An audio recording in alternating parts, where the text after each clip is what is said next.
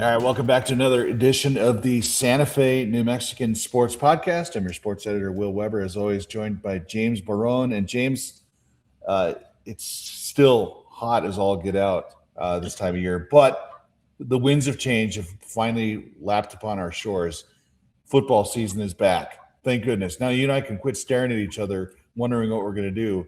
We have something to write about now. So I know we both kind of made the tour yesterday. You and I were out both.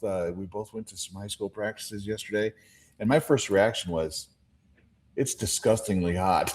It was horribly hot, and you were lucky because you went to St. Mike's, so yeah, at least that's natural grass, so there's nothing radiating off of it. yeah, But try going to Santa Fe High or Capitol where they've got that turf field, man. I mean, it wasn't bad at Santa Fe High, because we caught it like 9:30 in the morning, so it wasn't terribly hot. It just felt slightly uncomfortable. But my God, at Capitol, it was brutal. It was brutal. They were in the mid 90s already, but with that turf that they have, probably felt like 105. And thank God that the cloud cover showed up just in time for practice, so it didn't make it near as bad as it could have been. yeah. It makes you wonder what life is like in Doña Ana County or Lee County or down in Roswell, where They're probably holding practices at 4:30 in the morning when it's a balmy 90. Yeah, it got up to 103 in Albuquerque yesterday, so it's probably 107 in Roswell. I think it was 95 yesterday in Santa Fe, and it's going to be like that for the rest of the week. Yeah, when I was at St. Mike's, the one thing I did notice is they're practicing on their softball field, which is natural grass, and that grass is easily 5 inches long. It's really it's like walking on a mattress. At least 6, and they were like, and I think they were kind of like, yeah, we'd love for them to mow it, but they never do that. No, I would. First of all, it slows you down, so the impacts aren't going to be as bad. But if you get tackled on that stuff, yeah, you're fine. You're landing on a soft mattress. Like landing on a pillow, Yeah, yeah, and then of course the turf fields over at the other schools, but it's crazy that the turnaround is so quick now for high school football. Back in the day when we were younger, practices would go on for a month. Now you're basically given 3 weeks, but 3 weeks. Actually, it's more like 2.5. Yeah, and that's the misnomer is that football practice is finally here. They've actually been practicing basically since January. Teams have been working out. This is just the first official day, but yeah, the first games are August 21st, I want to say, or 20th, right around there. So I believe you're right. When it would be the 21st and 22nd. Yeah, so it's a very, very quick turnaround. So at this point, I think every coach knows what their roster looks like, what their depth chart looks like, and now it's just a matter of tweaking plays and making sure everyone's on the same page. So really, these teams hit the ground running. It's kind of full speed right off the bat, but you still have to go through a couple of days of no contact, the t-shirt and shorts, and then it evolves into the pads, and then you go full contact. I think by Thursday is the earliest you can go. So Friday, usually you got to get 8. I think you got to get 8 practices in before you can officially pads. Yeah, and then St. Mike's. I know St. Mike's got an inter squad scrimmage scheduled for Friday, so they're wasting zero time getting ready, and it kind of like everyone talks about the impact Santa Fe High is going to have on 5A, about Capitol if they can return to the playoffs, and it really, it's everyone overlooks Capitol, which I don't really quite understand, but St. Mike's this morning. Like, I'm a big Instagram guy. I don't know if you scroll Instagram, but there's one website there's one account on Instagram that came across that predicted the outcome of every single high school team in the state, and they have St. Mike's going 10-0. Which, come on, be bold, pick up for at least one loss, because that team hasn't lost in 3 years. You gotta at least give them one L somewhere along the line. So if you're going to pick one loss for St. Mike's in the regular season, who's it going to be? Putting you on the spot, man. Just because they that quiet silence tells me you have no idea if they're going to lose it all. No, I know exactly who it is, because all the St. Mike's coaches gave me crap for a column that I wrote back in July talking about those lovely Elks of Milwaukee Valley and calling them a 3A contender. So just to pour gasoline on the fire, I am going to say Milwaukee. is going to beat St. Mike, even though they did not come within 4 touchdowns of them ever. Wow. Well, according to the 505 Football Hub, they have St. Mike's going 10-0. Pewaukee at 6-4, finishing third in that district. They have Robertson going 9-1. So I'm assuming Robertson's only loss will be to St. Mike's. Just to rattle the cages, I think if St. Mike's is going to lose, I'd like to actually see it happen earlier. Either Santa Fe High or Capital, one of those two, knock them off. District games they got. Well, you look at their first 3 games. They go Capital, Santa Fe High, and then Robertson. To me, I think if you look at those 3, the game that sticks out is probably Robertson.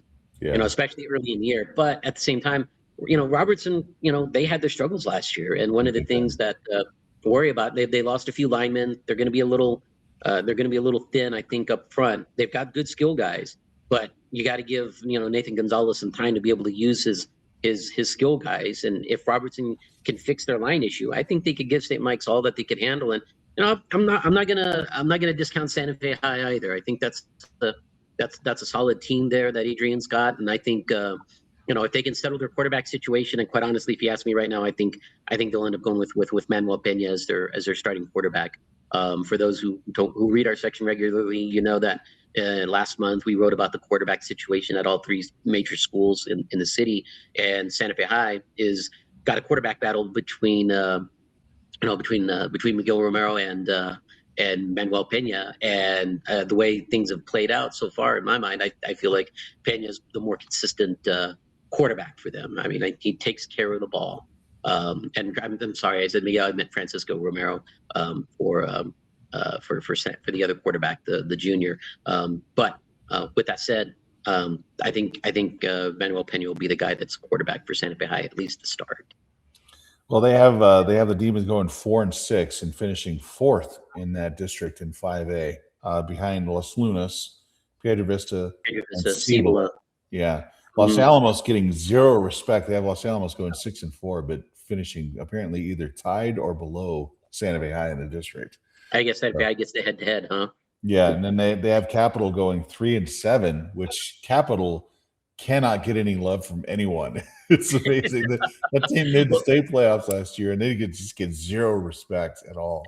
Oh, well, Tom Michael Salazar, the coach there, already made a big deal about that yesterday, because if you look at the Max Preps rankings, they are 16th out of all 16 teams in 5A. Santa Fe High is 12, by the way, but they are dead last amongst all 16 teams in 5A.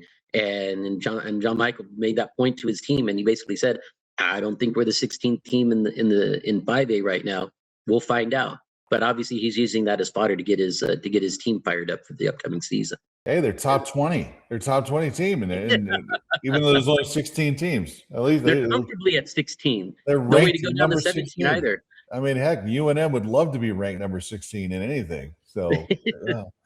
But no, I think Capital is drastically overlooked. I think they did a lot with not much last year. So I think I maybe have a soft spot for Capital, but I think there's a reason for optimism. We're actually for both of the big city schools. But, you know, the big one, I'm actually looking forward to seeing how Santa Fe Indian School does now that they're not an independent anymore. They're part of 2A. So, you know, can they do if they're going to compete in a district? I think they found the perfect home for Santa Fe Indian School. They're in there with a lot of the Four Corners teams. Yeah, with all those Northwest schools. Yeah. And so I think maybe you could see a little bit of a slow turning of the tide at Santa Fe Indian School, because Bones Segura is definitely that guy who will put in the work there behind the scenes, and he's trying to get these guys to fall in love with football, which is a tough sell. It is, especially at Indian School. But if there's ever a year to do it, I mean, this is it. I mean, you look at their schedule, and I mean, it's pretty favorable. I think, you know, their non-district schedule, you know, outside of Capitan, there's a lot of winnable games there for them. And to me, the challenge is going to be when they play Navajo Prep and McCurdy. Those are usually, you know, those are 2 tough teams right there that they're going to have to face. But I think I wrote about it, you know, last month. I think they win a district game. I think they might even win 2, you know, and maybe that gets them into the playoffs, which would be amazing, because Santa Fe has not been in the playoffs, God, in 4 decades or 6 decades, I guess we could say, really, not since the 80s, I believe, have they made the playoffs, and they haven't won a district game since 1992. So that would be pretty historic for that program to do that. Pretty historic if the city of Santa Fe can get all 4 of its football teams into the high school playoffs at the same time, the same year. That would be amazing. Obviously, it would fall on the same weekend because St. Mike's is presumably going to get a bye or something along the lines in 3A. But to have all 4 city teams make the playoffs would just be it's be unprecedented. Totally discounting the fine folks in New Mexico School for the Deaf. Well, that's true. It's 6A. What are you gonna do? There's like 4 teams in 6A, so you're gonna get there. You got 6-man football. So yeah. What do you think about the deaf school? I couldn't tell you the first thing about the deaf school. In fact, my entire depth of knowledge of the New Mexico School for the Deaf is I forgot that they even had a football team. So. Well, they made the playoffs last year, and so I think that with the group that they have, it's still a it's a solid group that they'll have. I think they'll probably compete again for to make the playoffs, and their head coach is a legend there, Robert Weezar. He's back there for his second go around and everything, and I think he should be I think he's got a pretty solid team, and they should be. They should be tough. Yeah, over the weekend I wrote. We do a weekly thing on our notes, the kind of little odds and ends that we run into throughout the area. And one of the things I came across is that the NFHS, which tracks officiating throughout the country, it's up to the states to report. So not every state reported to the NFHS and officials' numbers. And a lot of the big ones like California still don't do it, but New Mexico does. And there's a growing trend that officiating is back. It's on a rebound from the pandemic year where New Mexico was kind of at a crisis point. It was at a tipping point during the COVID year of 2020, 2021 season, where I believe the officials number for athletic officials and referees was down to 1,677 in the state of New Mexico, which is really, really small. Over the past 5 years, it has rebounded up to 2,198 for last school year. So you're talking roughly a 30% increase over the last 5 years. That's impressive. Yeah, and some of the numbers are really promising. Like wrestling almost doubled their number in officials over the last 5 years. They had 43 officials for the entire state of New Mexico 5 years ago. They're up to 78 now. Softball jumped by 77% from 124 umpires up to 218 or 220. And other sports like baseball jumped 35%. A lot of the sports actually hovered somewhere in that 30 percentile range. Like football went from 274 referees. Remember how bad football was 5 years ago, where they were moving games to Thursday and just odd times on Saturdays. They now have 357. So they've increased by roughly 70 officials statewide. Basketball has the most officials of any sport. They're up to 673. That's 150 more than they had 5 years ago. So I think it kind of speaks to the effort that New Mexico Activity Association has done on getting the word out. Not only were you losing officials during the pandemic, but you lost a lot of the older officials and you're replacing them with younger guys. The officiating game has gotten younger. So I think it's a promising thing. It's a really healthy first step for the NMA. It's a healthy first step for the officials. But I think if they can even continue this growth over the next few years, I think we're in a pretty good spot for the state of New Mexico for high school officials.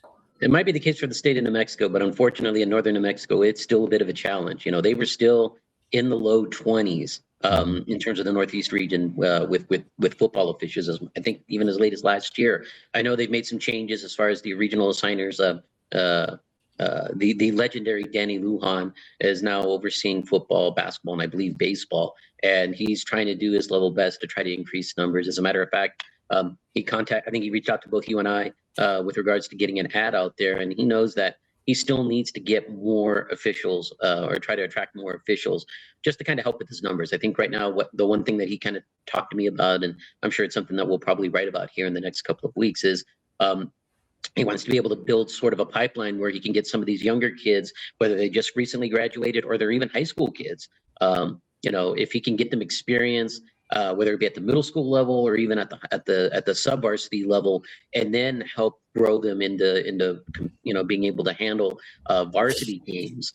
That would be really fruitful for him and for at least the Northeast region. Far too often what they've had to do recently is a lot of these guys that come in, it's like, hey, we need you, and we need you anywhere and everywhere. It's gotten to the point where a lot of the sub varsity games and even middle school games, they didn't have officials. Coaches were having to fill in in those spots. And that's something that Danny kind of wants to avoid, specifically for football. I know softball, though, has had serious issues with numbers, and it's still a bit of a struggle. Baseball has kind of dealt with that too. So as great as it is at the state overall, it's seen improvement. Northern New Mexico still needs a lot of help. And if they can get those numbers up, even if you get like just an extra 5-6 guys, in some of those sports where they're really struggling, it would be a great help because they're still doing shuffling of schedules and games in order to be able to accommodate both the teams and the officials that they do have for those sports. Yeah, I've seen that. A couple of guys that my son graduated with a couple of years ago are already calling varsity games for baseball. They're umpires because both they're students at New Mexico State, and they just kind of been thrown into the mix. They're covering, they're doing varsity baseball for Mesilla Valley and teams in Las Cruces, which before it was the time-honored tradition. You had to do the CT. You had to work your way up. Yeah. Now it's like, you know what? Come on out here, and you're going to get paid. Yeah, exactly. And so maybe at least some questionable officiating, but hey, you take what you can get. You're getting fresh bodies out there and younger people doing it. So I'm all for it. It's going to maybe a little bit of growing spurts, but I've been to games, and I actually pay attention to officiating more than I used to, just because of the shortage and the stories that we've done, and the fact that my kid is doing it. Yeah, I was going to say, man, you got Kate out there doing it now. Yeah. And to see the way people treat the officials and the way they handle it. And so it's an eye opener. And before, like you and I have written stories many, many times before. Oh yeah. I really cared about any of that stuff. And we'd cover games that were questionably officiated, and it would work its way into stories when the truth is these guys are just out there doing their jobs. The men and women, they make mistakes. Maybe sometimes you don't agree with it, but it's those little jabs that lead to them just saying, you know what, I don't want to do this anymore. I'm done. Yeah. So there's a human aspect to officiating now that we're seeing that just wasn't there before. I think people are realizing, all right, they're just people out here earning a paycheck just like the rest of us. So yeah. And unfortunately, what happens is that just the spirit of competition, sometimes it's a bit much, especially for the fans out there. They seem to think that that officials kind of have an agenda. And I'm not going to say that they don't, because like you said, they're human beings, but it doesn't help when you're on their butts like 24/7. When you're picking on them in the first quarter for a call, it's like, come on, guys. I mean, the game hasn't even started yet, and already people are complaining about, calls or decisions that are made, whether they don't get the right, they don't give the right team the possession of the ball and everything. It's like, you just gotta take it in perspective, because they're trying to do the best they can. Yeah. Well, it all leads into what should be a fun high school sports season. Of course, this coming Monday is the start of preseason workouts for soccer, for cross country, and for volleyball. And by the end of the month, all 4 sports are going to be full swing, full action. So we hit the ground running. Wednesday's the opening day for the University of New Mexico football team. They have practices, which, by the way, if you're Johnny Q Public and you want to go watch the Lobos work out, it's open to the public. You can take yourself a little folding chair and go sit on the sidelines and watch them. The only thing that they ask is that you not film practice. And if you do take pictures, don't take wide angle shots, because they don't want you to show formations on your Instagram or your Facebook accounts or your Twitter accounts. Just go watch. And if you've ever been to a practice, and I've been to practices where they've opened it to fans, is there's not a lot of people that go, because I think that by and large people have been kind of spoon-fed into the idea that you're not welcome. But if you go afterwards, these players kind of filter through where the crowd is sitting, and they'll engage with all of them. They'll talk to them. Guys will high five. Coaches will walk over and introduce themselves. And that's a feeling of change at UNM that has kind of ingratiated the public to the team. And so this year, you look at everything that UNM's gone through. They've got 17 returning players that have started or were regulars last year. They're picked by those who actually Well, they voted. didn't have the public, the Yeah. media poll this year. So, but Yeah. I would assume that they would probably be first, at worst, second in the conference. First, just right up there with UNLV and Hawaii is that's the consensus, is that they're right there with those two teams. And then you look at their schedule. They open on Labor Day weekend. They've got Central Michigan first, an 8 o'clock game, which, by the way, kind of gives me. I'm already working on a headache over that, because an 8 o'clock. I just saw that migraine just form right at the baseline of your hair, the hairline right there. Yeah, and then the photo stuff too. Trying to get a photographer for an 8 o'clock Saturday night game is just going to be, we're gonna have to go. We're gonna have to take the hamster out of the wheel for the presses in the back, just to hold the paper so I can get that story in, which is never fun. No, TV game. Not. Those college football games take 3.5 hours, so it's going to be awful. But hey, there's that, and then they have Oklahoma in week 3, so it's going to be a fun season for them. But the one I'm actually looking forward to has nothing to do with UNM. You and I are both going to be there. It is the season opener for New Mexico Highlands, I believe, on August 27th. It's a Thursday night. Yep. They're playing Eastern New Mexico. Eastern New Mexico. Which there's a lot of storylines there. Eastern New Mexico, of course, is coached by Art Briles. Art Briles. Who we've invited on our podcast, and he wants nothing to do with us. Oh, and by the way, that leads us to... I don't think they want him talking to any media.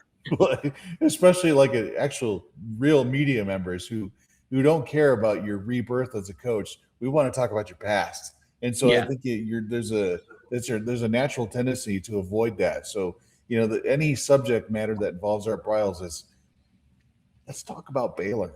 I don't think he wants to do that.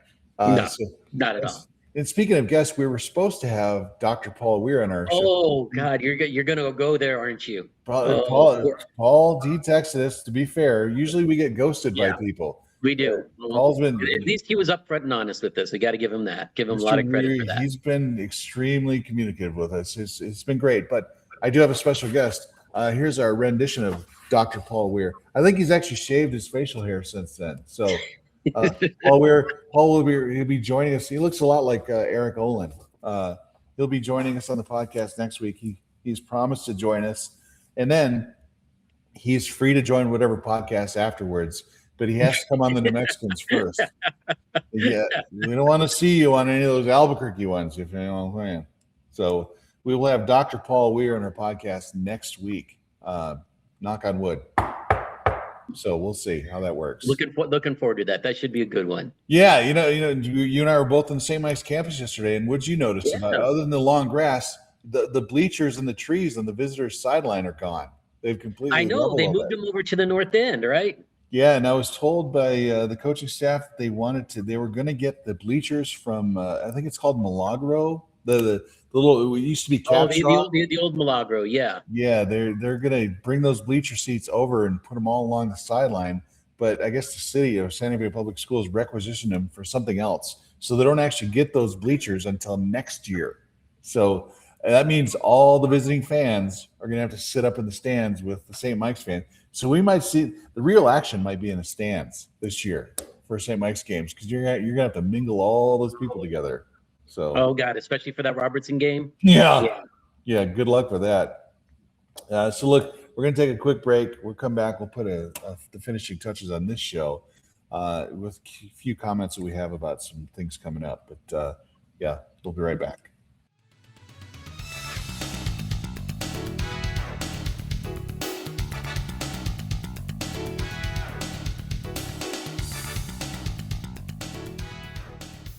All right, the newsletter. I'm glad we ran that little house ad about the newsletter. The New Mexican. If you go to SantaFeNewMexican.com and subscribe to our newsletter, which we're doing this on a Tuesday. I've already written the newsletter, which never happens. Usually, I wait till the last minute to send that thing out, but I actually wrote it today because while waiting on Dr. Paul Weir to get back to us about the podcast, I wrote. You needed to do something. Yeah, but subscribe to the newsletter. We'll be updating it a little bit more often, since apparently. They take the newsletter quite seriously at the New Mexican. I didn't really get that memo until just recently. So we're going to need to up our game with the newsletter and keep people updated. Yeah, apparently so. Okay.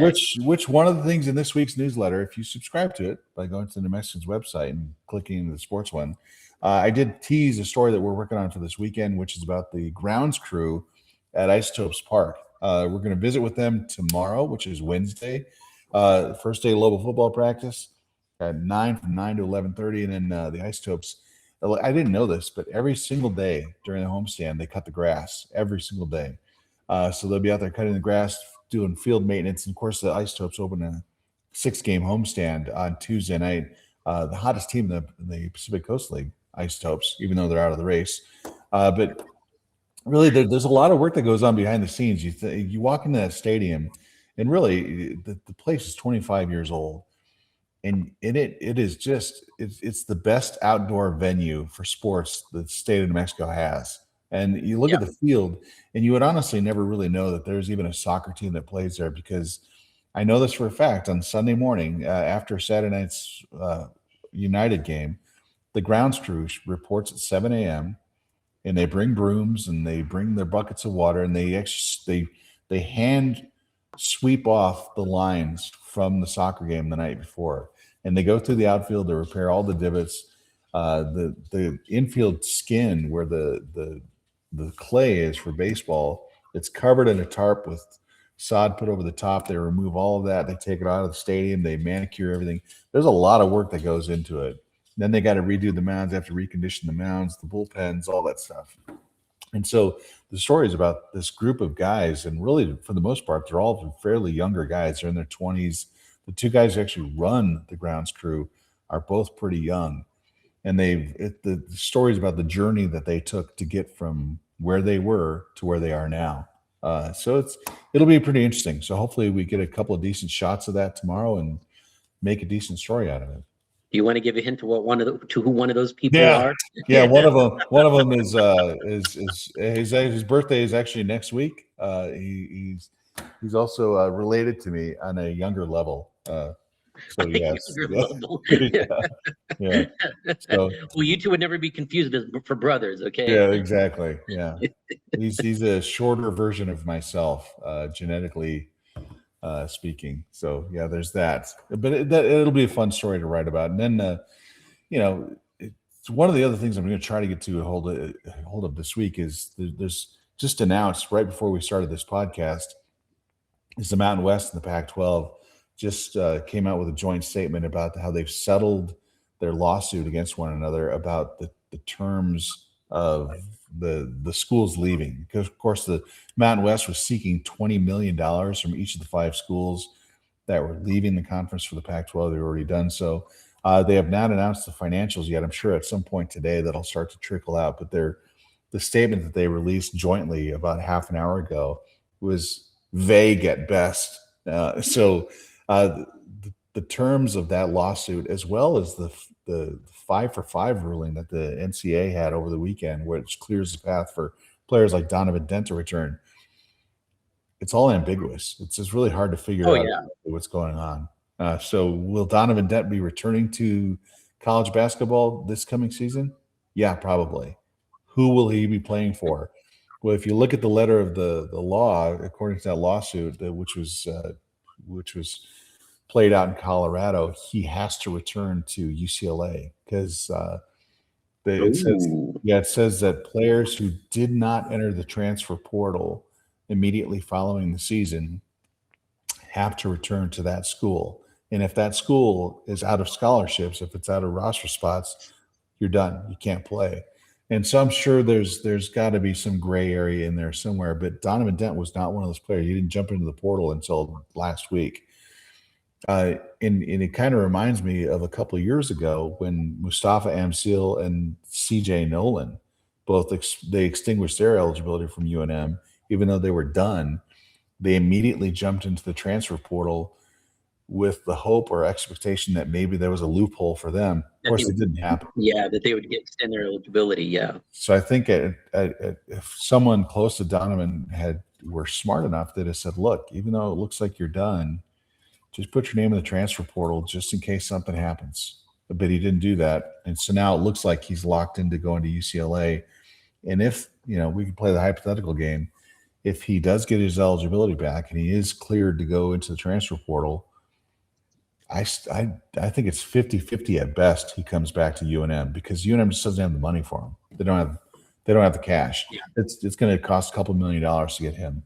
Unless somebody magically shows up with like $2 million for him, right? Yeah. So I'm still kind of sticking to my guns. I'm still saying Grand Canyon is definitely one of those teams.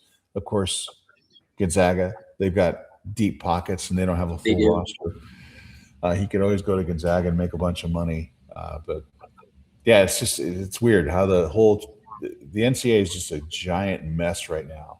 And it impacts not just basketball, but football too. Every single player from the class of 2022 is now eligible. And so you look at UNM, I think Jason Eck told multiple media outlets at the recent Mountain West Conference Media Day in Las Vegas that you can only carry 105 players for a Division I team. Well, if you can get some of those guys back from last season's team, that means you're going to have to cut someone who's on the roster right now. So these guys who are less than really a month away from thinking they're going to be playing for University of New Mexico football team, they might get cut because some guy who played last year is going to come in and take their spot. So a lot of inherently unfair, gray area, subjective debating going on behind the scenes right now. It's just a mess. So no, it certainly is, and I think we both agreed. Even when we saw the 5 for 5 thing coming out, I think we all knew that this isn't the end of all this, and that there were going to be more challenges. And clearly, obviously it's played out that way. It would just be interesting to see how this plays out. I can't think, especially now in August when teams are preparing for the season, could you really open those the transfer floodgates, or for these guys, just to give them an opportunity to find a landing spot, and kind of upsetting the apple cart for everybody else? Because it's a serious trickle down effect. If one kid loses a spot at one school, where does he end up? Where does he go? And seeing all that kind of movement, especially when you've just started practice, that's the worst. That's the worst case scenario that any coach, regardless of what sport, would want to have, because it means you're going to be fiddling with your team probably through the first half of the season at least. Yeah. Well, the entire system is really unfair for a high school athlete right now. It is. Especially if you're a high school senior, there's probably never been a worse time to try to get recruited to a college team of any level. Because you might as well go to a prep school once you graduate, right? Right. Yeah. Division II is on the verge of announcing that they're going to do the same 5 for 5 ruling as Division I. It's supposed to happen at any point now. But if you're a high school kid, say, that's good enough to be a borderline Division I or Division II athlete, there might not be a place for you, because essentially what the courts and the NCAA are saying is everyone that was in college football and college sports and college basketball last year, they are still there, whether or not they graduated. You're still so there are no open windows. Yeah. Unless those players just decided to quit, which who's going to quit playing college sports when you're getting paid? Yeah.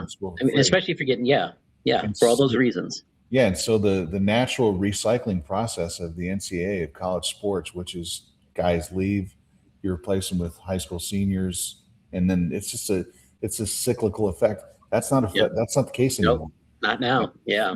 And so if you're, say, a Division II or lower level Division I athlete, which we've seen, there's a couple around our area that are capable of being there, they might have to go to the junior college route. And even then, your 5 for 5 window starts immediately. So you're wasting time in junior college in some nowhere town, hoping that at some point you find your way onto a Division III, Division II, Division I roster. So I do feel bad for in particular a couple of athletes in our area. It's like St. Mike's and Robertson have a couple of guys that could be there. It's too bad for them, but that's just the world we live in now. Everyone's getting paid except for us. Exactly. And the sad part for them is a lot of these seniors now, especially those like we're talking about, that they're borderline, whether they go D1 or high level D2 or what have you. Mm-hmm. And we're seeing it, I think, even this past spring. I think you kind of saw it, where kids are making their decisions or their announcements later and later. I mean, May, June, where we're still seeing these these signing intent or letter of intent signings happening later on in the summertime than they used to have because kids are waiting to see what dominoes fall and where they end up at. Yeah. Well, I feel bad for kids like Lewandowski and Hunt from St. Mike's and Gonzalez from Robertson, guys who are just good at, and plus all the female athletes who are good enough to compete. Just don't know if they can at that next level. Hopefully, at some point they do. Yeah. Well, and the ones that are clearly Division I level athletes, those are the ones that usually get swooped up anyhow. So you don't have to worry about that. But it's those guys that are just, they're on the cusp. They could or they couldn't, and they sit there and they're on that fence for a lot longer than they used to. Well, here it is. It's August 4th. Look, the wait is finally over. High school sports, high school football is finally back in session. And then Thursday, it might be the most anticipated Cardinals-Carolina Panthers football game of all time in the Hall of Fame game. So the NFL's finally back on Thursday night. Baseball, to me, baseball season ended back in 2014 when the Angels started to really suck. And the Angels are just terrible now. They're god-awful. The Angels have fallen below the Mendoza line for 100 losses. Like I mentioned several times in this podcast, you have to win at a 390 clip to avoid 100 losses. The Angels are at 384, but they traded away their entire team. They're basically the best 2A team in major leagues right now. Just Mike Trout's probably just thinking. And Mike Trout. Don't forget, and Mike Trout. Mike Trout is polishing off his LinkedIn profile at the moment, just hoping he can find a job working at Lowe's in the lumber section or something, because this whole baseball thing just isn't working out. It's just it's a bad time, man. Do you think they trade him in the offseason finally? Or, I mean, who knows if there's even going to be much of an offseason with the uncertainty of the 2027 season looming? Yeah, and that's one of the things I'm curious about asking some of the Isotopes guys about tomorrow is baseball it's headed for a strike. And I think what happened last week is definitely with the Dodgers, with Tarek Skubal going to LA. I think they're going for one more run. Yeah, I am with all the tinfoil hatters out there. I think that move was done on purpose by the Tigers just to show how skewed the system is. The Tigers could have sent Skubal anywhere, but they gave him to the Dodgers for basically and the return they got. That's what people were really shocked about. Yeah, a houseplant and a bag of Cheerios is basically what they got back. You were almost included in that deal, but I heard you didn't want to go to Detroit. Exactly. So it just really shows how bad this is. They did. If any sport needs a salary cap, it's baseball. But the unfortunate thing for baseball fans like myself is the baseball players union is so strong that they'll never go for it. So we might not see baseball again until 2028. It could be, if we're lucky. It's a deep freeze, which is the worst thing that could ever happen to baseball, because right now you're fighting the NBA for number 2 on the sports lexicon. I would say they're number 3. I mean, shoot, you got. I think college sports might even, just in general, specifically football and basketball, have probably gone ahead. And hey, with the way the sudden popularity of the WNBA, you lose a season, you might end up being 5 or 6. You might be right there with the NHL, which is really too bad. I just recently went to a game in Minneapolis. I saw the A's play the Twins in just a beautiful ballpark. But baseball tickets are cheap. Everything is it's a fun experience to go to, and they're going to ruin it. The sport is kind of ruining itself, and they're rolling down the tracks toward a dead end, and everyone sees it, including them, and no one's willing to do anything about it. So I think it goes from the quality of play, the fact that you've just seen the proliferation of bullpens and the demise of starting pitching, and just kind of the analytics part of the sport has just overwhelmed Major League Baseball, and I think for some people they almost find it unwatchable. Yes, it's a bummer. It really is. It's a bummer. College sports is kind of getting ruined. The NFL is too expensive to attend in person. Baseball is headed for a giant strike. But at least high school sports is back. I was going to say that leaves high school sports. So there you go. I'm super happy about that. It's exciting. We're going to start our football tour. I guess we'll have to ask Paul Weir when they start handing out PSLs at state months. Once that happens, we know the sport's over with. We know high school sports are done with. Yeah, they're going to start charging the media access to get in too. So at some point, we're going to have to ask our producer Matt Dahlside for a Christmas bonus early this year to see if we can pay for all that. But anyway, look, Dr. Paul Weir will join us next week, next Tuesday for our podcast. There's a lot to talk about with Paul about his new job at St. Mike's. I think we might actually bring up his past. I think he coached basketball in a couple of places. I'll have to do some research about that, find out what he did in the past. I think he was an athletic director at another school too. Well, anyway, might have been. We'll get into all that with him. We'll do a Parted Google ways search at a few places. I understand. I'm not allowed to use the F word. Yeah, I'm not really sure what his past entails, but we'll ask him about it and see where that goes. Maybe we should ask him about our trials. Yeah, well, fortunately, their paths never crossed at Eastern New Mexico. Well, they intersected at Eastern, but just not at the same time. Yes. So anyway, Dr. Paul Weir will be joining us next Tuesday, August 11th on our podcast. So stay tuned for that. The newsletter is coming out this afternoon, so you can have that. By the time this podcast is published, our newsletter should be hot and ready in your inbox. There you go. Any story suggestions, of course, as always, send them to James Barron, not to me, because James actually reads his email. I don't. So there you go. Thanks, Bill. Yeah. And we'll see you next week.